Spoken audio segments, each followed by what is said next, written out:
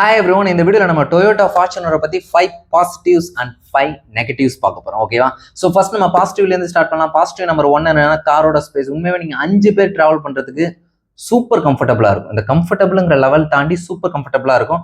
Third row வந்து நான் பெருசா ரெக்கமெண்ட் பண்ண மாட்டேன். 2 அடல்ட் ஓகேவா தான் உட்கார முடியும். ஓகேவா? நம்பர் செகண்ட் பாசிட்டிவ் என்னன்னா காரோட லுக். அதோட எப்படி சொல்றது, அந்த ஒரு கேங்ஸ்டர் லுக்ல அந்த கார் இருக்கும். ஸோ அதை பார்க்கவே வேற லெவல்ல இருக்கும். நம்பர் 3 என்னன்னா காரோட இன்ஜின். இந்த செக்மெண்ட்லேயே one of the powerful engine வந்து ஃபார்ச்சுனர் கிட்ட தான் இருக்கு. 200 ஹார்ஸ் பவரும் 500 Nm டார்க்கும் ப்ரொடியூஸ் பண்ணும். ஸோ வேற லெவல்ல இருக்கும். நம்பர் 4 என்னன்னா டொயோட்டா கார் இருக்கிறதுனால டொயோட்டாவோட சோ கால் ரிலையபிலிட்டி.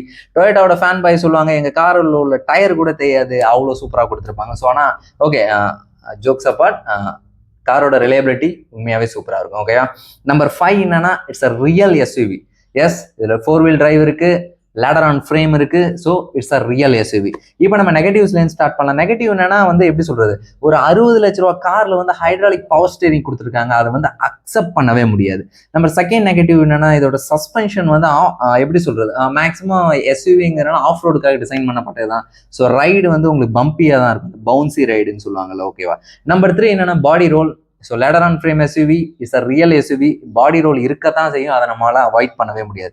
நம்பர் 4 என்ன, இதோட இன்டீரியர் எப்படி சொல்றது, இந்த ப்ரைஸ் பாயிண்ட்டுக்கு இந்த இன்டீரியர் ஒர்த்தா கேட்டிங்கன்னா கண்டிப்பா ஒர்த் கிடையாது, நிறைய அப்கிரேட் பண்ணும். லாஸ்ட் என்னன்னா ஃபீச்சர்ஸ். இதுல ஃபீச்சர் லோடரா இந்த கார் கிடையாது. ஸோ 60 lakhs பட்ஜெட்டுக்கு இந்த கார்ல சன்ரூஃப் கூட கிடையாது. ஏன் சன்ரூஃப் வந்து நம்ம நாட்டுக்கு முக்கியம் இல்லைன்னா கூட இதோட காம்படிட்டர்ஸ் எல்லாத்துக்கிட்டையும் சன்ரூஃப் இருக்கு, ஃபீச்சர்ஸ் கொட்டி வச்சிருக்காங்க. பட் இந்த கார்ல இது கிடையாது. அண்ட் ஃபைனலா மைலேஜ், இந்த கார் வந்து 10 to 12 கிலோமீட்டர் தான் கொடுக்கும். ஸோ வந்து இது இன்ஜின் வந்து பெரிய இன்ஜினுங்கிறதுனால அவ்வளோதான் மைலேஜ் கொடுக்கும்.